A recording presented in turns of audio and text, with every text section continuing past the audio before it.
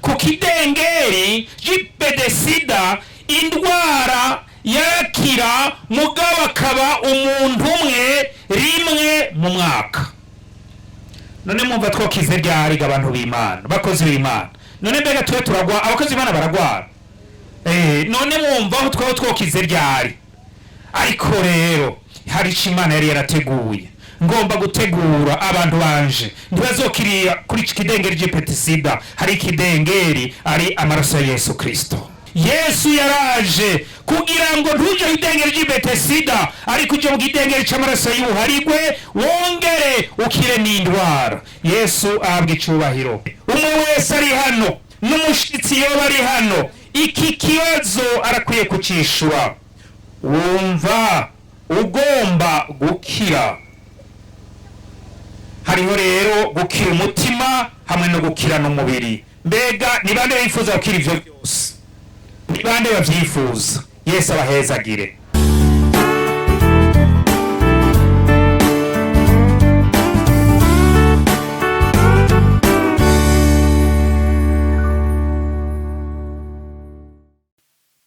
Turagushimiye Uwiteka Mana yacu, tukuzamuriye icyubahiro n'icyawe ibihe bitazashira. Turaguhagurukiye Mana kandi turunamye. Yesu we, turagushimiye Mana, turi imbere yawe nyakubahwa Yesu. Tugushimiye ubumana bwawe n'ubushobozi bwawe. Tugushimiye ko wadukoranije ku musozi wawe wera. Tugushimiye ko watuzanye, wazanye ava iburasirazuba, iburengerazuba, ibuseruko n'ibumanuko. Mana, impande zose wazegeranije kandi utwegeraniriza ku musozi wawe. Turaguhaye kaze hano hantu n'ahari wari usanzwe uba. Reka twongere tuvuge ngo ntuhabwe icyubahiro ko ari uri hano Yesu. Turagushimiye ko waje, turagushimiye ko wegeranije ishengero. Turavuze ngo ntuhabwe icyubahiro.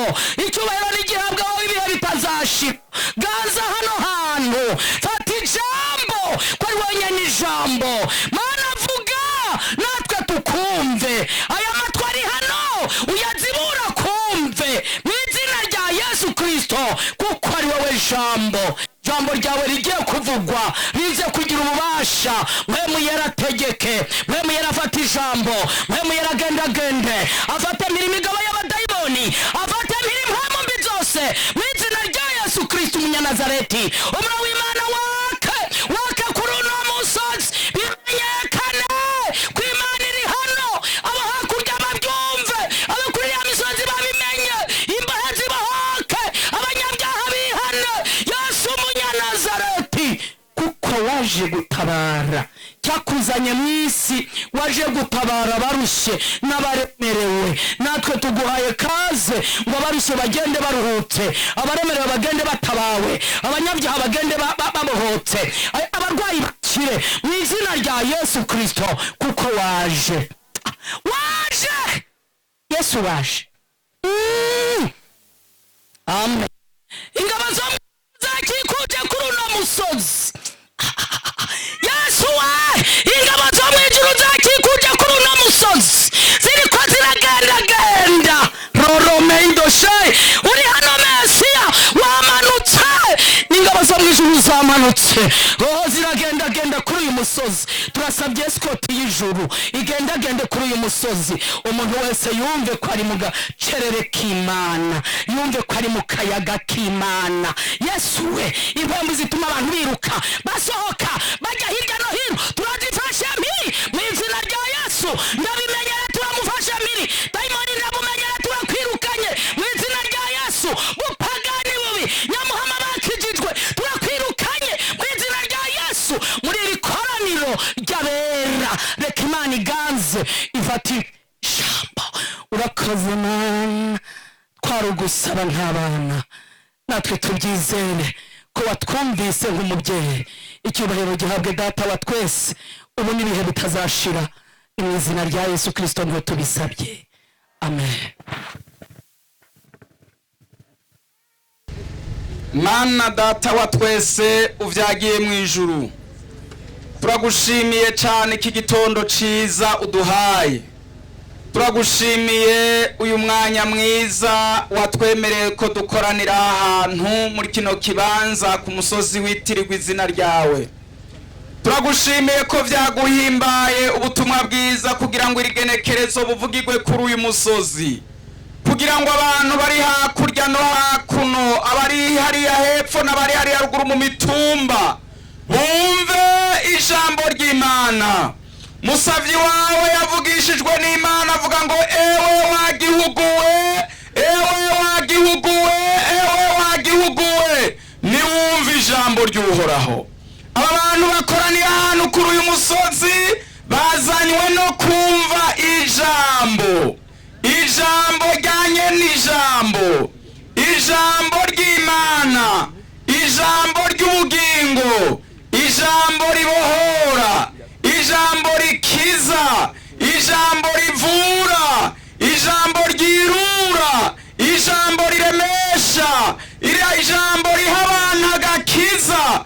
Dukoraniye kuri uyu musozi, none rero turaguhaye kaze, ngwino wivuge kuri uyu musozi, ngwino ukoresha umukozi mw'izina rya Yesu Kristo. Ico twase n'abadayimoni nimwe zihumanye n'abasataniste, abarozi, ikintu cyose caje kugwanya ijambo ry'Imana mw'izina rya Yesu twakirukanye muri kino kibanza. Ububasha bw'Imana bugote, ni bugote muri iki kibanza. Ububasha bwawe bucakire, bucakire, bucakire, bucakire imitima iri aha hantu, umuntu wese atahuzwe kandi yishwe n'Imana.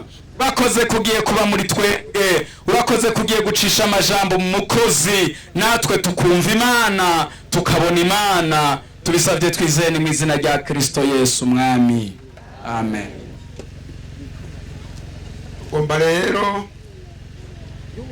ducakama, dutekereze, twumve icyo Imana tugombako. Turahaye kaze wa mushitsi wacu Pasteur kuva mu Nyakabiga. Kaze cyane Pasteur.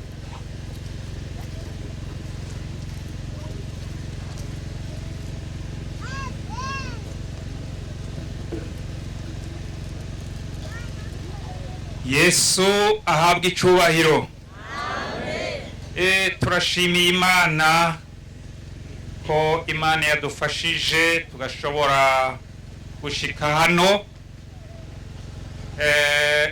ni mugongo, kuko twe turi hari aho bigora kutandukanya, tukumva ngo mugongo ngo manga, ariko ubu turi mugongo ndavyibaza, sivyo none? Ego, none rero turanezerewe kuba hano. Karazirya antene twazibona hari Bujumbura, tukazibona turi Bujumbura, ariko rero turiho turaziraba turabi Bujumbura iyo hatumbereye. Turashimiye Imana rero idushikanye hano. Reka rero dusome ijambo ry'Imana. Yesu ashimwe. Duhere hariya mu butumwa bwiza uko bwanditswe na Yohana. Ubutumwa bwiza uko bwanditswe na Yohana mu gice ca 5, umurongo wa 6. Yesu amubonye aryamyeho kandi amenye ko amaze igihe kirekire, aramubaza ati ngwiki, wumva ugomba gukira? Twongere dusenga Imana. Mana nyine ubushobozi bwose, turagushimiye kuri hano kugira ngo ukore ibitangaza ukize. Hariho imitima ikeneye gukira, hariho imitima ikeneye kwirugwa, hariho imitima ikeneye guharigwa, hariho imitima ikeneye gukomezwa, kandi hariho n'imibiri ikeneye kwigukira. None rero mwami turasavye mpwemu yarashishikare gusigura amajambo yawe, ubwiza bw'Imana butwikire hano ishengero ryawe. Tubisabye mu izina rya Yesu Kristo umukiza wacu, amen. Yesu ashimwe. Hano twasomye amajambo y'Imana. Ikibazo Yesu yabajije, arabaza ikibazo cyiza cyane, ikibazo nawe kumvura ahantu babaye, urahantu urwaye, urahantu ufise ibibazo, nimba ari indwara y'umubiri, kuko benshi bakunda kumenya indwara y'umubiri, umutima ntibayimenye. Hanyuma rero mu gihe indwara y'umutima nayo yaje, uca usanga umuntu afise akabonge, afise intuntu, ababaye, atagira umunezero, yarabuze amahoro. Hanyuma rero uyo nawe nyene aba akeneye irindi jambo, arakeneye irindi jambo. Ari ikibazo rero yabajije, kandi ico kibazo kiraturaba twese, na twebwe, na wewe, umwe wese ari hano, n'umushitsi yoba ari hano. Iki kibazo arakwiye kucishura. Wumva ugomba gukira. Hariho rero gukira umutima hamwe no gukira n'umubiri. Mbega ni bande bifuza gukira ivyo byose? Ni bande bavyifuza? Yesu abahezagire. Ari ico ufise ushira imbere y'Imana igugukorere. Aha rero yabajije iki kibazo ku muntu yaravwaye amaze imyaka myinshi 38. Aha ufise imyaka 38 ni umugabo, aje ari umugabo, aje ari umugore. Hanyuma rero canke naho yoba yiteguye kubaka, kuko iyi myaka murumva ko ari myinshi. Unawe yari imbere y'ikidengeri, amara imyaka 38 ariko ntiyigeze akira. Ariko abona umuntu yaraje kumubaza, wumva ugomba gukira.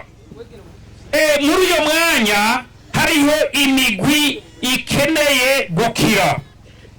Imbere y'ico kidengeri hariho abagwaye. Bibiliya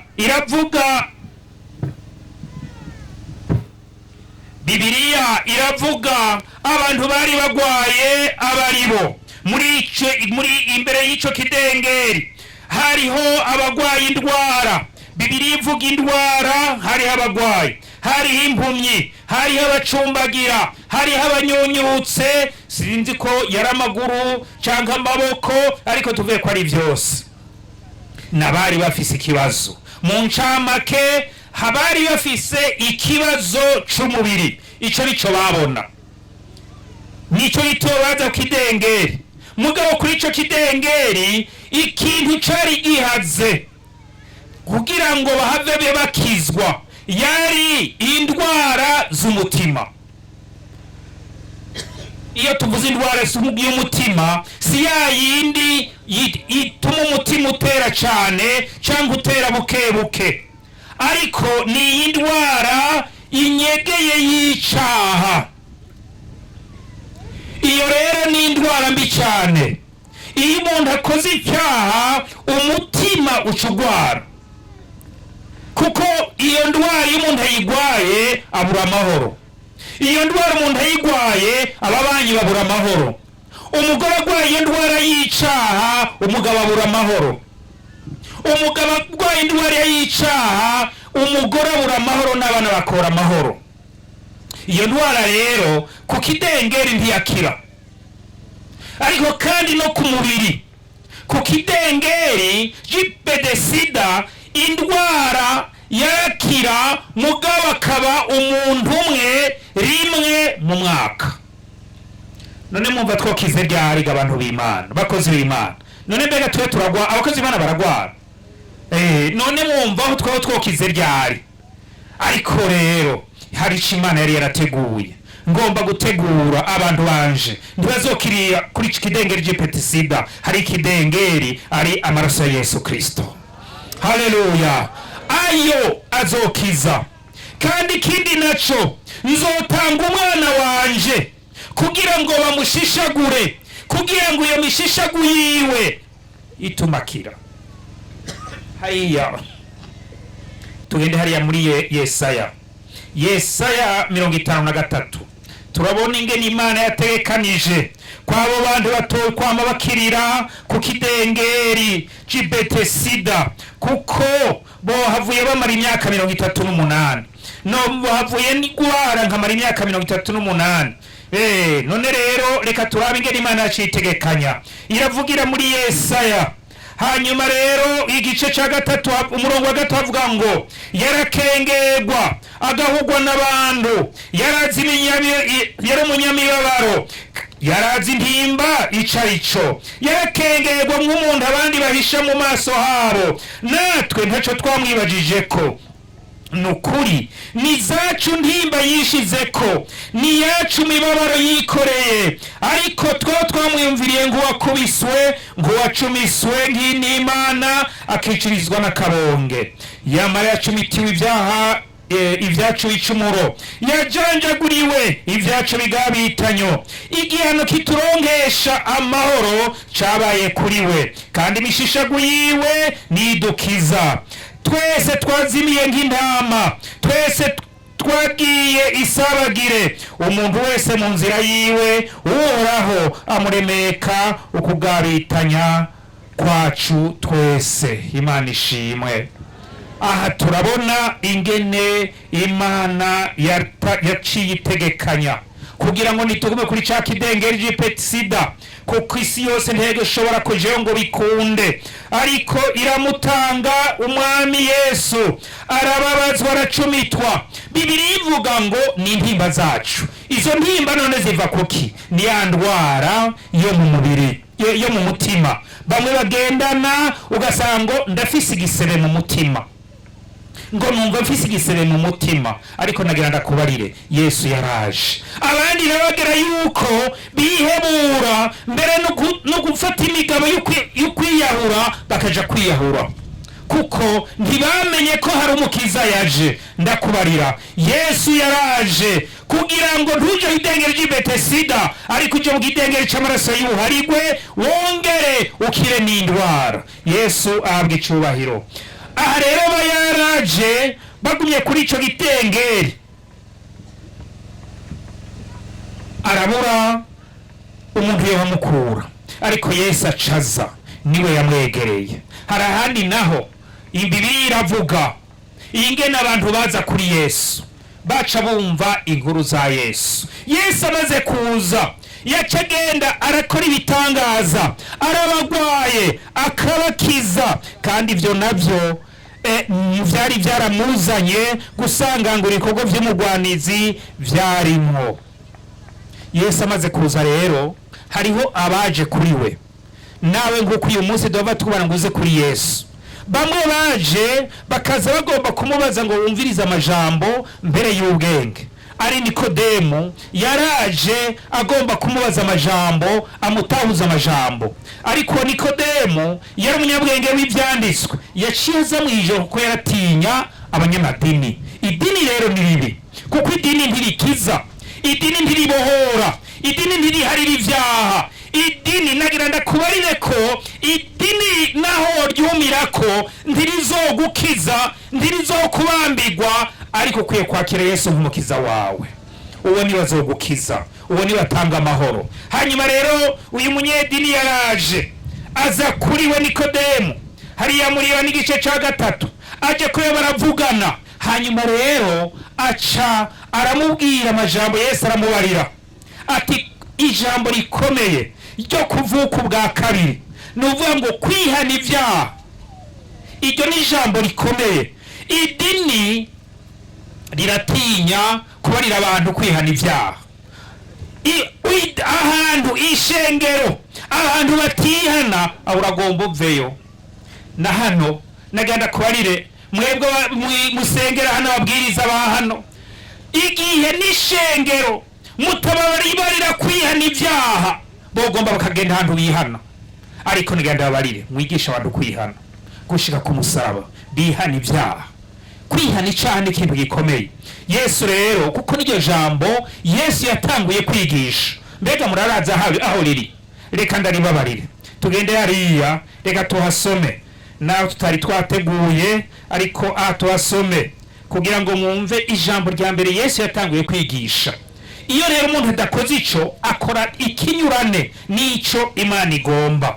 Hariya mu Matayo mu gice ca 4, Matayo mu gice ca 4 umurongo wa 17 havuga ngo guhera ubwo Yesu atangura kwigisha ati nimwihane kuko ubwami bwo mwijuru buri hafi. Imana ishimwe. Ijambo rya mbere Yesu yabaririye abariko baramwumviriza, baje kumwumviriza, arababarira ati nimwihane kuko ubwami bw'Imana buri hafi. Kwihana, iryo ni ijambo rikomeye cyane. Umuntu w'Imana akwiye kwihana. Hari umuntu we yigeze kumbaza, twakorana, hanyuma rero umwigeme arambaza ati mbega pasteur, nagenda kwazi ikibazo, mbega abapastori mwihana? Naje rero sinabizi no kibazo uye mu pasteur hariya w'Imwaro, mbega abapastori turihana? Turihana, aravyemeye turihana. Mbega avuga ubutumwa murihana mweho? Turihana. Mbega baririmbyi mweho murihana? Yesu ashimwe. Ishengero ry'Imana murihana? Nagenda barire, iri ni ijambo rikomeye cyane. Ugomba, wewe wumva ugomba gukira. Iyo utihana ndushobora gukira. Iyo utihana ndushobora gukira amanyama. Iyo utihana ndushobora gukira akaboregwe. Iyo utihana ndushobora gukira ubusambanyi. Iyo utihana ndushobora gukira kuraguza, kuja mu bapfumu, kuko uguma uri ngaho ukihebura, hanyuma uti reka nje kubaza utwanje uko vyogenda. Hanyuma rero uyo rero ico abasigaje, kuko birivuga ngo ubwami bw'Imana buri hafi. Ubwami bw'Imana rero ubwa mbere bwaraje buri muri wewe, buja mu muntu yihanye. Ugomba, wumva ugomba gukira. Nimba ugomba gukira, ndakwifurije kwihana uyu munsi. Wihane. Hanyuma rero abandi baraza, bazanye abandi babateruye kugira ngo babasengere bakire, kandi abo baba bagize neza. Burya rero hari umuntu ashobora guterura, agaterura, hanyuma rero agaterura agashikana, mbega muravyibuka, barateruye umuntu aho nyene, baraterura bari baje kuri Yesu ko bari barumvise inkuru ziwe. Hanyuma rero bariko baramuterura, baramuzana. Hanyuma rero reka tujeyo Matayo 9 murabe, kuko araba badafise Bibiliya. Muntu wende kuko ndanigana n'umuyaga naho nyene. Matayo 9 umurongo wa mbere avuga ngo aja mu bwato, araja bukashika mu gisagara ciwabo, bamuzanira ikimuga bagiteruye mu nderuzo. Yesu abonye ukwizera kwabo, abwiye ico kimuga ati humura mwana wanje, ibyaha byawe urabihariwe. Bamwe mu banyabwenge b'ivyanditswe baribwira bati uyu ararogose. Yesu amenye ivyo biyumvira, arababaza ati ni iki bateye kwiyumvira nabi mu mitima yanyu? None icoshe ni ikihe? Nukuvuga nturahariwe ibyaha, canke nukuvuga ntivyuka ugende? Aha rero turabona ingene bazanye Yesu, baramuzana. Aho rero harimo imigwi ibiri, hariho abamuzanye, hari n'abidodomvye. Erega nagenda kubarire, niyo wihana harazokwidodomba, ariko ndakwifurije kwihana. Hanyuma rero wa undire bari bamuzanye, bo bamuzanye ngo akire indwara, nkuko nawe urwaye. Turahava duhamagara abagwayi, baramuzana ngo akire, kandi gukira ni vyiza. Hanyuma rero ijambo yabanje kuvuga, yavuze ngo ibyaha byawe urabihariwe. Nagenda barire bantu b'Imana, biraryoshe guharirwa ibyaha. Yesu ashimwe, biraryoshe guharirwa ibyaha. Hanyuma rero baratangara, kandi batangura kwidodomba, ariko kandi yaciye amukiza, mugabo banje kubigisha nabo. Hanyuma rero icaciye ikindi novuga, abo bamuzanye none bagiye bahariwe, sindabizi. Hari igihe rimwe nigera kugenda, twari tugiye hariya Ibubanza, navyibutse muri iyi minsi, tugiye Ibubanza. Hanyuma rero hariho uwaradutwaye n'imodoka, tugiye kuvuga ubutumwa. Dushitse baca bamwicarika iruhande yacu, kuko bagira bati uyu n'umuvugabutumwa avuye ku misiyoni, kandi hamwe wese gaha ahagamura abavuga two bavuye ku misiyoni. Hanyuma rero baca bamuhamagara bati, baravuga bati ubu niwe dusomera ijambo ryo kugurura, kandi nawe ntiyari bwihane. Hanyuma rero ati none no bigenza gute?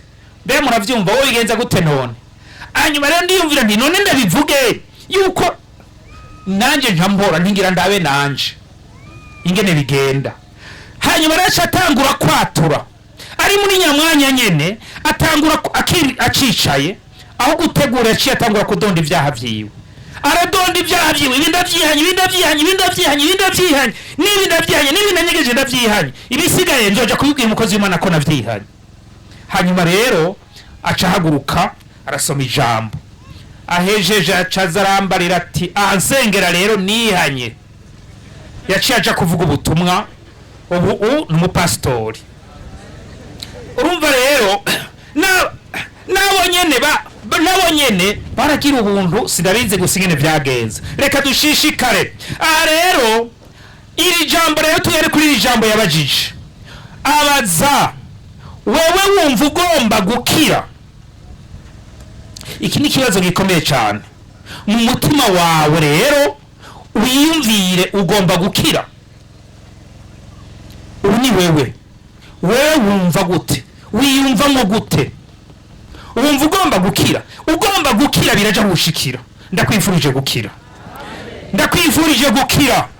ndakwifurije gukira none wumva ubigomba ababigomba maneke ibiganza Yesu ashimwe ababigomba ugomba gukira Yesu niwe yaribajije hanyuma rero abajije ko agomba gukira tubanze tuwe kuri iki cyo kumva mu mutima burya ivyo mva mu mutima byose ntibiba vyiza naratangaye ndiko ndiga ya majambo nasubiye guhishurirwa uru rugendo rwambereye rwiza kandi yabaye nijoro niho nahishurirwa amajambo ingene mu mutima bigenda Dawidi yumvise mu mutima ko kwiye kubaka ingoro y'Uhoraho aca rero ategura erega n'ibikoresho yarabirondeye bakozi yarabirondeye hanyuma rero Imana ikimwe iti wewe ntuzokubaka kuko wavishije amaraso menshi ariko umwana wawe azokubaka mugabo kubera wavyiyumviriye kunkorera ukubaka ingoro y'Imana yaciye muhezagira ico ni kimwe ariko kandi yaciye ategurira ateka basi ntegurire umuhungu wanje hari uwundi nawe babariye batikora uko ugomba mu mutima hanyuma urazici yaciye abaha kuba yaciye abaha ikintu gikomeye yaciye abaha gusya niko yaciye bigenda arabaha ibikorwa arabakoresha arabacuranguza aho sinjayo kuko umwanya wohera reka mbandanye rero uragaba ntubarire umuntu ngo ivyo ngorera ivyo mva mu mutima byose ubinkorere uzogende buke buke hari aho yoca gukorera ibintu bibi ukaca ubabara none ubariye umuntu yagomba kugukubita muri we yagomba agira ati yagomba kugukorera ikibi ukaca umwemerera we ntiyumva ko yava gukubita n'inkoni ati ryama ndagukubite nk'ababandi bica bigora Yesu rero arabaza uyo muntu mbega yishuye gute murazigana yishuye reka rero tuje dusome rero mbega ni Yohana igice ca kangahe igice ca kangahe ni shengero mwavyumvise Yohana igice ca kangahe umurongo wa kangahe wa gatandatu reka rero tuje duhera harya hejuru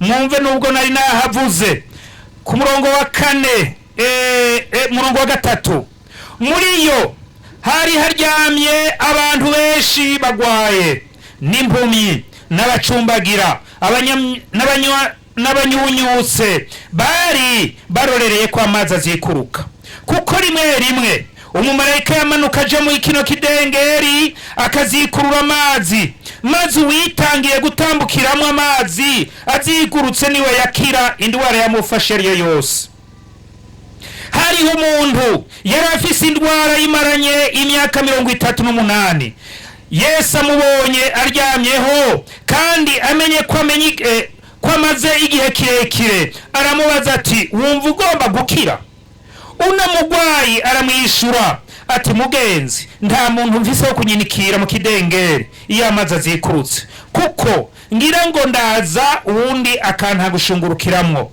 Yesu aramubwira ati va hasi ikorere ikirago cawe ugende. Buno nyene uwo muntu arakira yikorera ikirago ciwe aragenda. Yesu ahabwa icubahiro. Turabona tumvise inkuru yose ndayisubiyemo kuko haraboba badafise Bibiliya. Ingene yishuye mwayumvise? Mbega yishuye avuga ko agomba gukira sa? Yishuye ko agomba gukira? Mwebwe hano yishuye ko agomba gukira?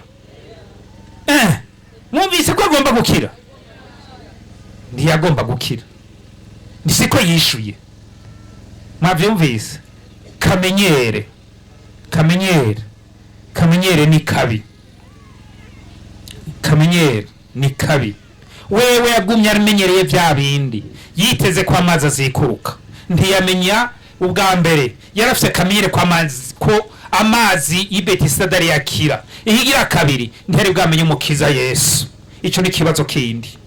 Hanyuma rero acavuga ati iyo amazi azikurutse singira umuntu anyinikira. Nico yishuye. Urumva rero none umva yokira gute? Ariko nagenda kubarire Yesu mwami w'abami. Haleluya. Yesu aravuga. Yesu rero arabibona kuko yarameze imyaka myinshi. Acara mubarira ati ikorera inderuzo yawe ugende. Yesu ashimwe. Erega ivyo Yesu adukorera si kubera twebwe tubishoboye, soko dushoboye n'ubuntu bw'Imana. Ubuntu bw'Imana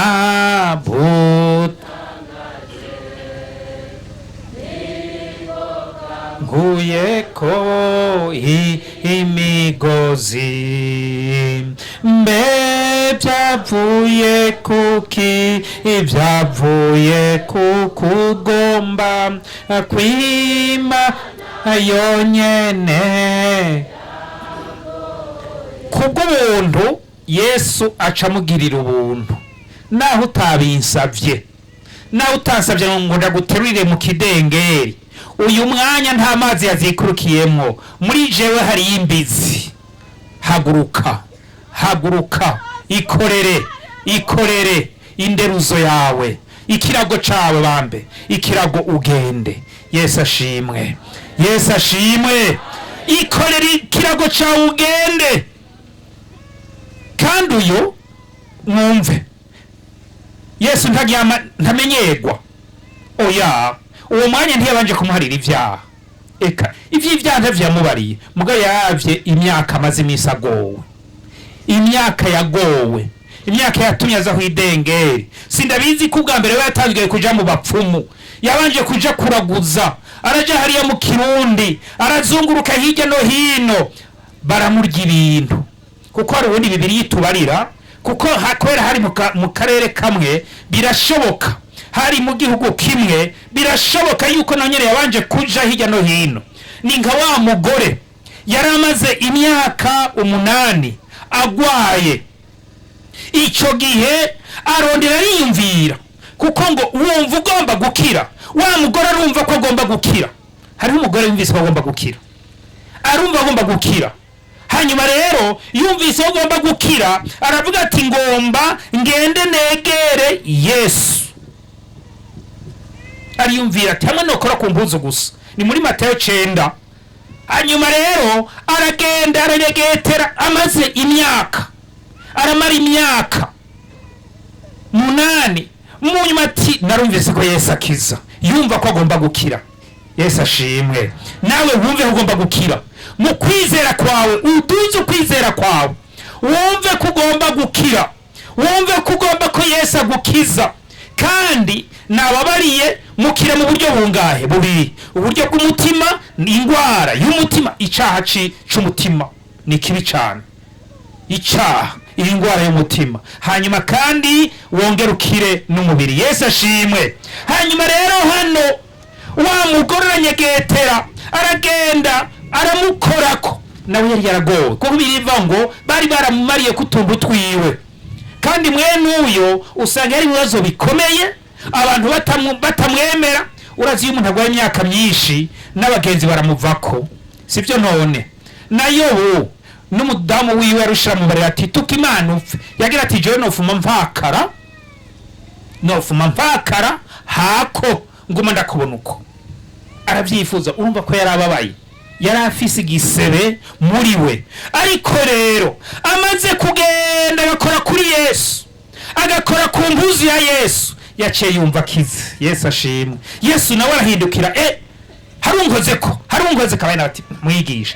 Ariko n'abantu ingene bariko barakugunda, bariko wovuga ngo harunkoze ko, ariko nagenda kubarire abandi bose bamugunda batumva ko bagomba gukira, bagume baraba gusa ibitangaza, barabe uwo mwami. Hari n'abandi barondera bamugeza ingene yopfa, ingene bomufata. Ariko wundi we mwigugu ry'abantu benshi, naho wowe umwe nagenda kubarira, naho wowe umwe wumve ko ugomba gukira. Aranyegetera aje mvura akize. Wa undi acazaro Yesu aramubona, aramwiyereka ati ibyaha byawe, yaciye ati genda amahoro, kuko yarabuze amahoro.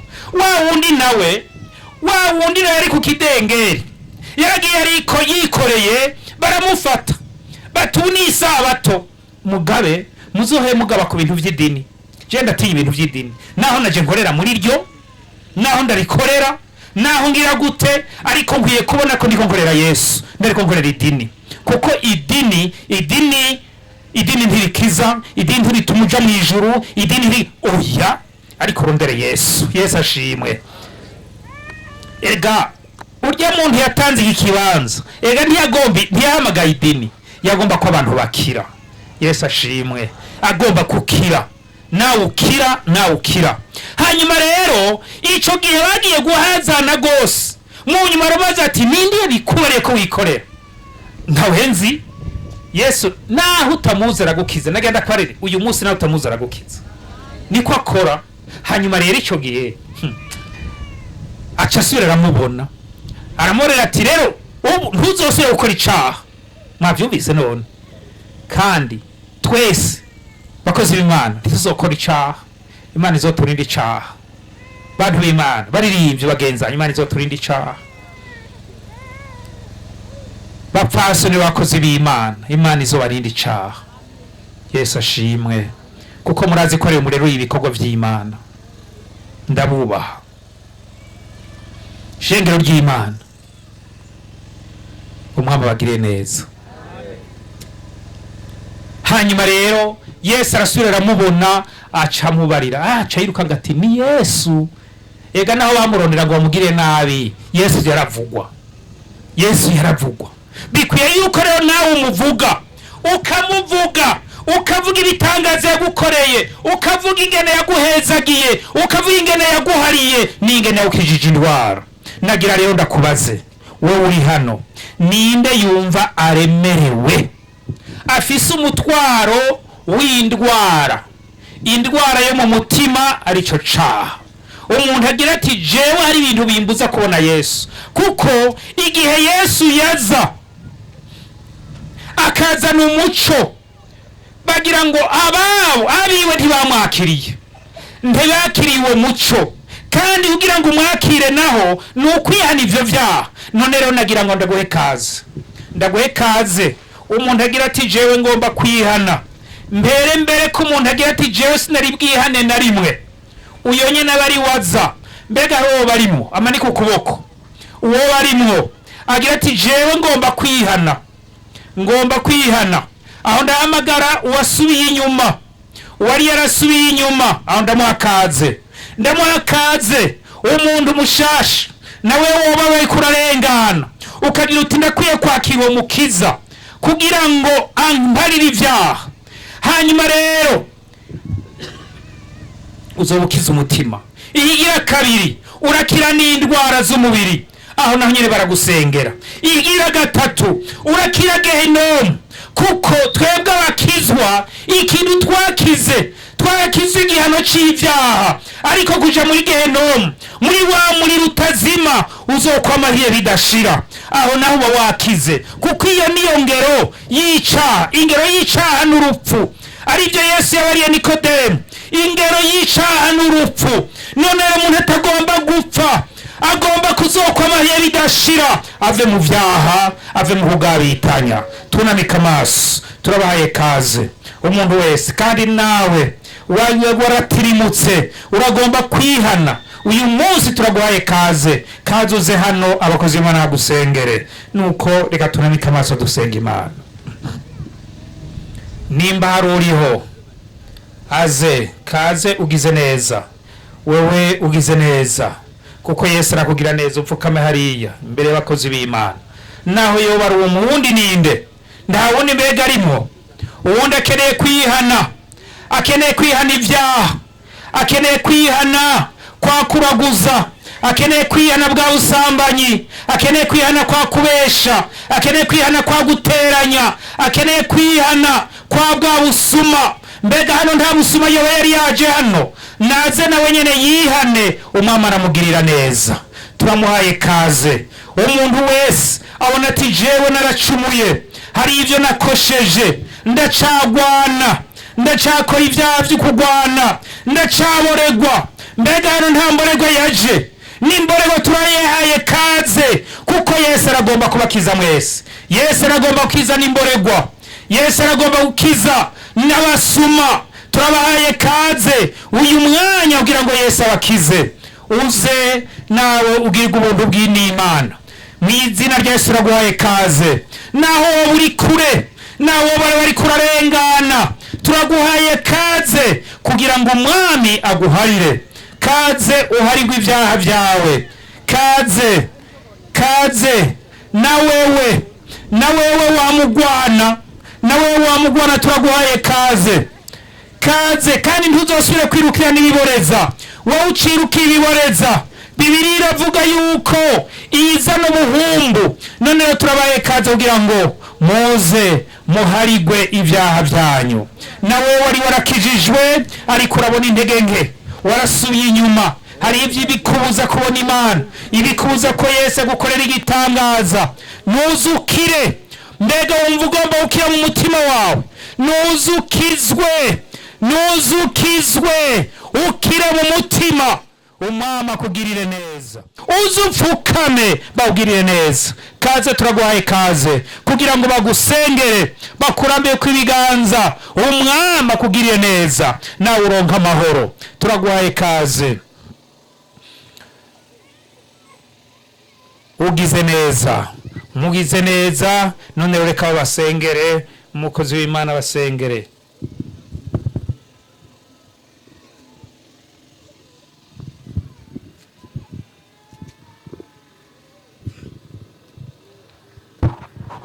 Mana data wa twese uri mu ijuru, mwizigirwa w'abakwizera, muzigamye w'ubugingo bwacu, turagushimiye cyane. Ijambo ryawe riravuzwe, kandi abaryumvise baragomba gukira. Ngaba baraje, baraciye bugufi imbere y'inyonga zawe. Mana yo mu ijuru, turabasengeye mwami, ngo ubagirire neza, ubaharire ibyo bakoze.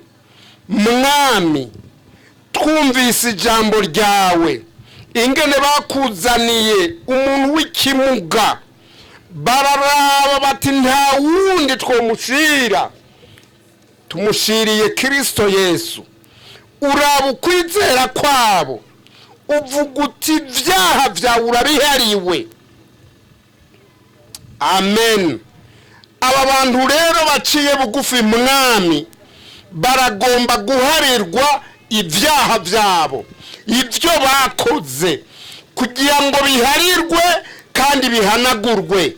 Turabasengeye rero Mana yo mu ijuru, turasabye ngo bagirirwe imbabazi, turasabye ngo baharirwe ibyo bakoze, turasabye mwami ngo ibyo bakoze bihanagurwe, ntihagire ikizobatsindisha kuri wa munsi turorereye, kuri wa munsi w'igihe cyawe mwami.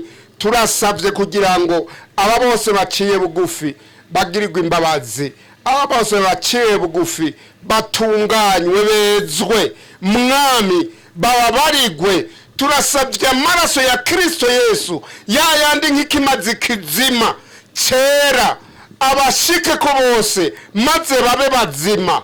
Urakoze mwami kubagiriye imbabazi, urakoze kubatunganije, urakoze kubejeje, ubishimigwe. Tubibasengeye gutyo mu izina rya Kristo Yesu mwami wacu, amen.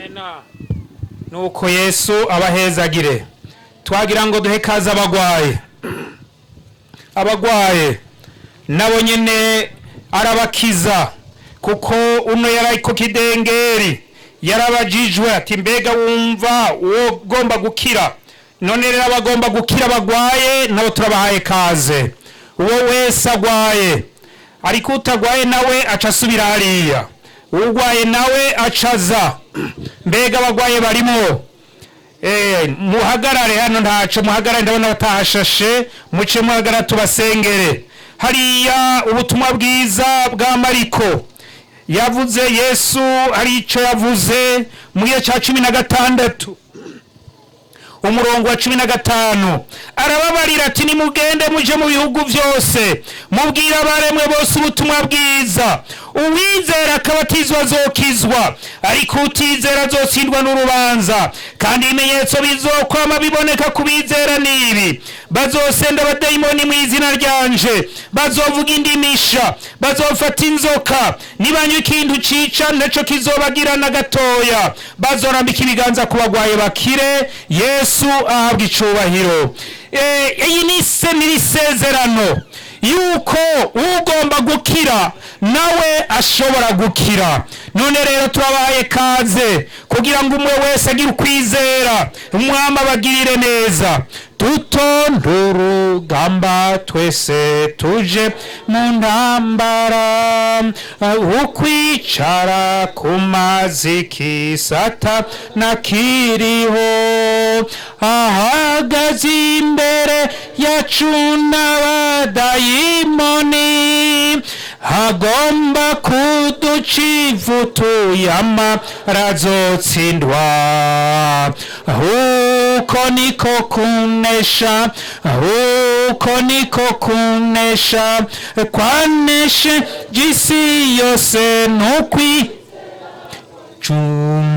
inkota turayifise n'ijambo ry'Imana, imwe niyaneshereje abera bakera, baragwa n'abarahira ukwizera kwabo kwarabaye kunesha no mu rupfu nago. Uko niko kunesha, uko niko kunesha,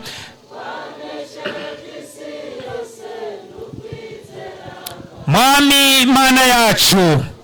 Haleluya. Mw'izina rya Yesu turagushima kuri iri sezerano watanze, kandi nk'uko wajije mwami, urabaza wawundi yaragwariye ukidengeri, uramubaza ko agomba kukira ko avyumva. Abana bo baravyumva kuko baje imbere yawe, bagahagarara imbere yawe. Mw'izina rya Yesu barakeneye gukira, barumva ko bagomba gukira, bavyatuye kuko bagize intambuko mw'izina rya Yesu.